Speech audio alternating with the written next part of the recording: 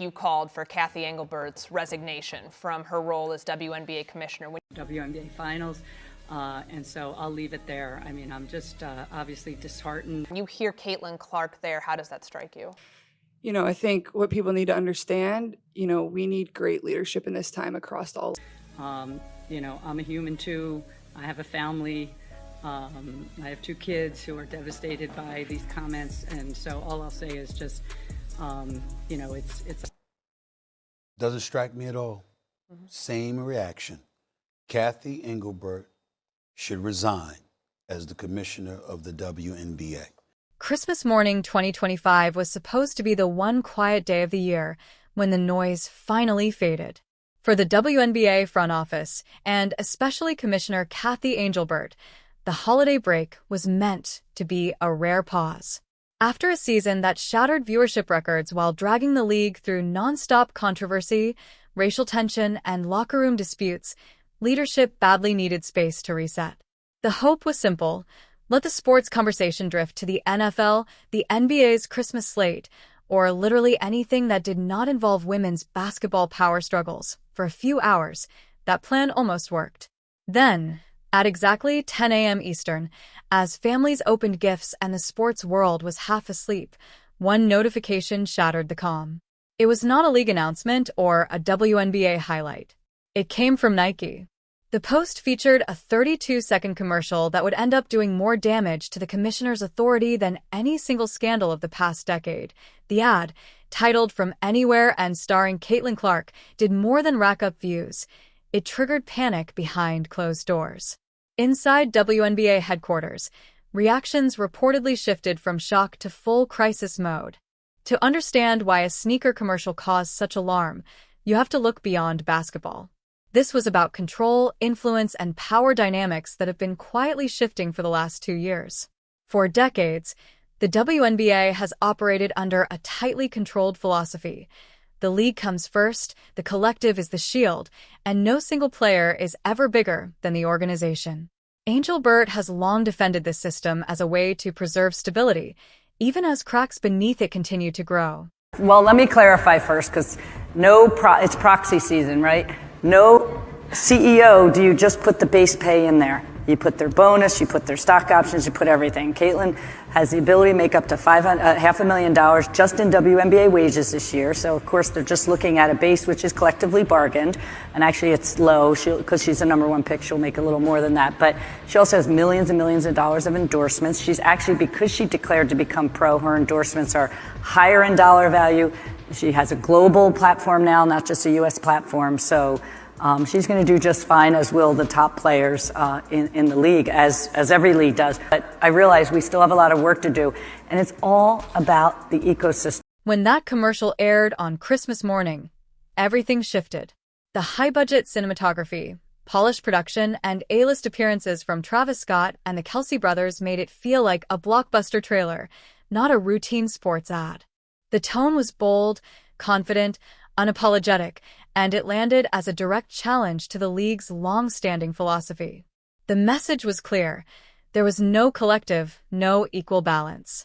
There was Caitlin Clark, and then there was everyone else. For a commissioner who built her reputation on carefully managing the league's ecosystem, watching one player elevated to near-myth status without league oversight was more than uncomfortable. It was a direct challenge to authority. What truly set off alarms were the details. Phone lines reportedly stayed busy among executives all holiday. This was not a celebration of the WNBA as a whole. The league logo was barely visible, if it appeared at all. The focus stayed locked on Clark alone. Snow falling, a quiet driveway, shots launched from unreal distances, cultural icons standing nearby like witnesses. She was framed as something bigger than the league itself. Insiders say Cathy Engelbert viewed it as a rogue move. Normally, partnerships with Nike are tightly coordinated so the league benefits alongside the athlete. This time was different. Nike made it clear they were calling their own shot. The unspoken message was blunt. They did not need the league, only Caitlin Clark. For a commissioner, realizing her biggest star may have outgrown the system built to contain her is not just unsettling, it is a threat to control. The timing made it worse.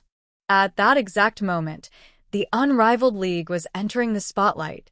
Weeks earlier, the basketball world focused on the launch of the new 3-on-3 league founded by Breanna Stewart and Nafisa Collier.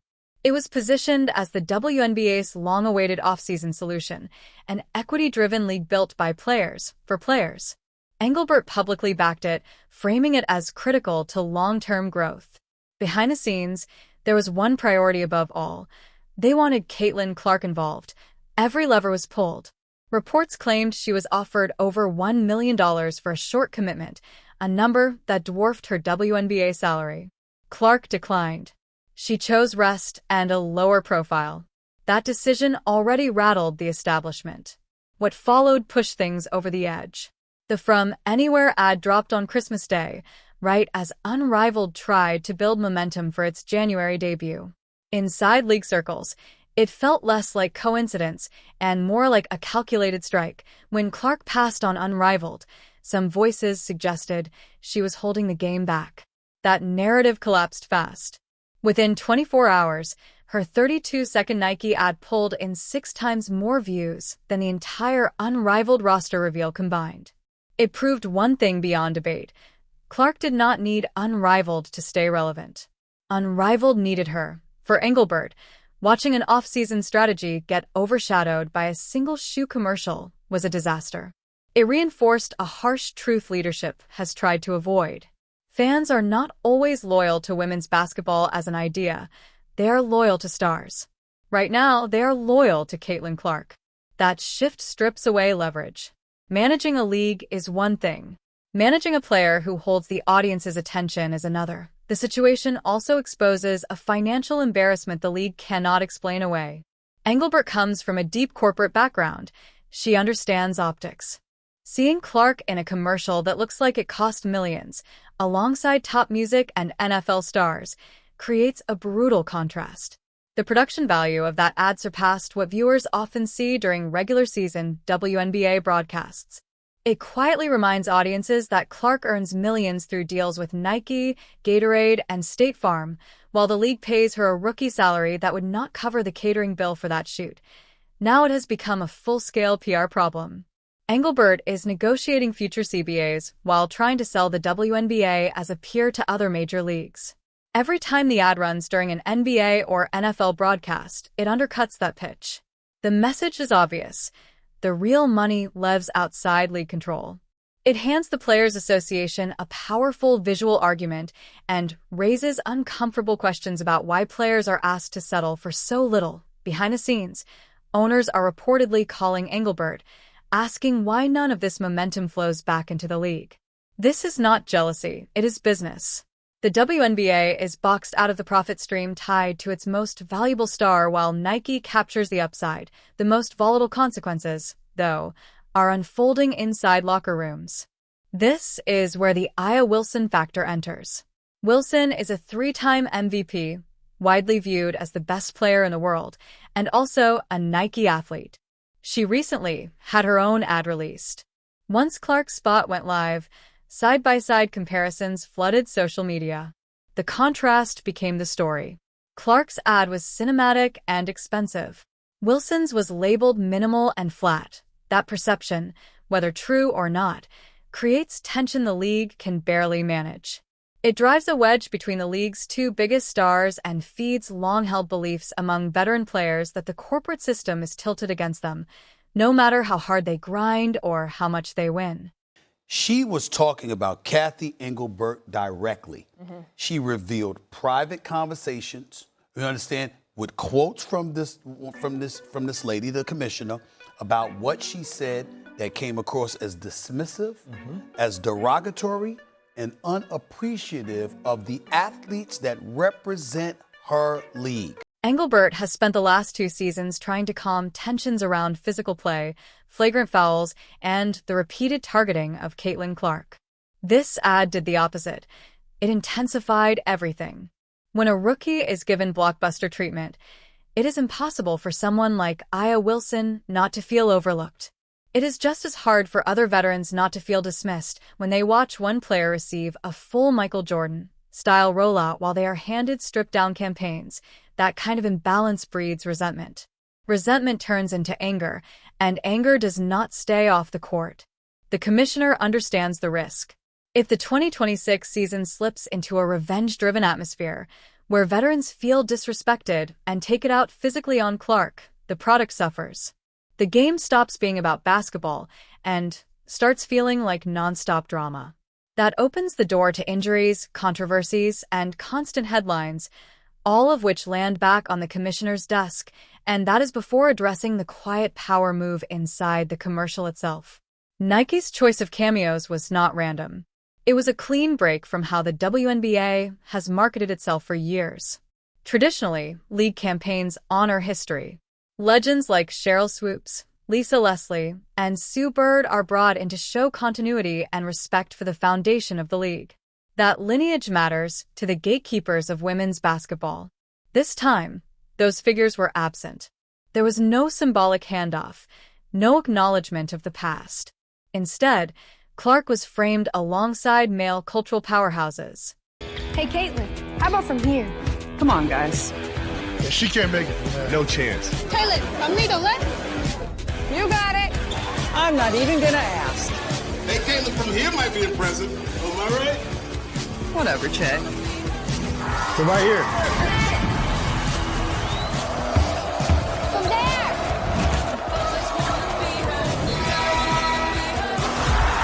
From anywhere. Travis Scott, Jason and Travis Kelce, and Michael Che from Saturday Night Live.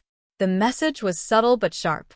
Nike positioned Clark outside the traditional WNBA timeline, not as the next star in line, but as a pop culture figure operating on a different level altogether, standing shoulder to shoulder with the biggest male celebrities in the world. For power brokers and former players who have openly criticized Clark's fanbase, this move cut deep. It bypassed the league's internal hierarchy entirely and sent a clear signal. Outside validation mattered more than approval from within. Engelbert understands how dangerous that message can be for the structure she is trying to protect. She needs veterans to buy in. She needs alumni voices aligned with the league's direction. When the face of the league is marketed as separate from its own history, the foundation weakens and a split culture forms. On one side are new fans who only care about Caitlin Clark. On the other are longtime supporters who value legacy and lineage. The commissioner is left in the middle, absorbing pressure from both sides. To understand why this conflict feels personal, you have to revisit the Lucky Stars controversy. In October 2025, reports surfaced about a tense meeting in which Engelbert allegedly told players they should be grateful for the media rights deal she helped secure. That phrasing sparked immediate backlash. First of all, I have great respect for Fee, and I think she made a lot of very valid points. And, I think what people need to understand, we need great leadership in this time across all levels. This is straight up the most important moment in this league's history. This league's been around for 25 plus years, and this is a moment we have to capitalize on. So that's honestly what I would say. I think there's, Fee said it all with what she said, and I think the points she made were very valid. Even after attempts to soften or clarify the message, the perception stuck. It framed her as an executive who believed players owed her gratitude. That moment became a symbol of power and balance, a reminder of who controlled the purse strings. The Nike commercial worked as a direct counter to that episode, without saying a word. It positioned Clark as someone who does not rely on gratitude to survive. Her value exists on its own terms. The message beneath the visuals was hard to ignore. Clark brings attention. She attracts sponsors. She drives revenue. The commercial quietly eroded the commissioner's authority by exposing a financial reality the league cannot match. It becomes difficult to demand loyalty when league salaries pale beside what Clark earns outside the system. When a league pays a player a fraction of what a single sponsor does, the balance of power flips. The player becomes the center of gravity, and the league becomes dependent. Engelbert understands this danger. Once an athlete realizes her individual value outweighs the structure around her, control starts to slip. The NBA faced a version of this with LeBron James, but this is more volatile. The gap between Clark's earning power and that of her peers is massive, and that imbalance threatens stability. For years, The question was whether Caitlin Clark was good enough for the WNBA. That debate is over. The new question is more unsettling. Is the WNBA big enough for Caitlin Clark? The scale of this campaign points beyond domestic basketball. The messaging feels global, expansive, borderless, an ambition the league cannot yet support. Engelbert knows the current collective bargaining agreement is fragile. If players opt out and the league cannot offer Clark compensation reflecting her market value, consequences could be severe. Once that door opens, new possibilities emerge. What stops Clark from building something of her own? What stops Nike or Amazon from backing a Clark-driven tour that rivals WNBA numbers? It sounds extreme, but the logic is already visible. Right now, the platform is Clark herself, not the Fever, not the league. This commercial functions as a warning, not just a promotion. It signals that the star can be moved anywhere if the structure cannot keep up. Inside the commissioner's office, the reaction is not just anger, it is anxiety. The fear is not backlash, it is irrelevance. The idea that the WNBA could become a stepping stone rather than the destination is a scenario Engelbert cannot ignore. Another layer fueled the response, the global implications. The From Anywhere tagline suggested worldwide reach, and the visuals reinforced it. When international fans discovered the merch was unavailable in their countries, backlash followed.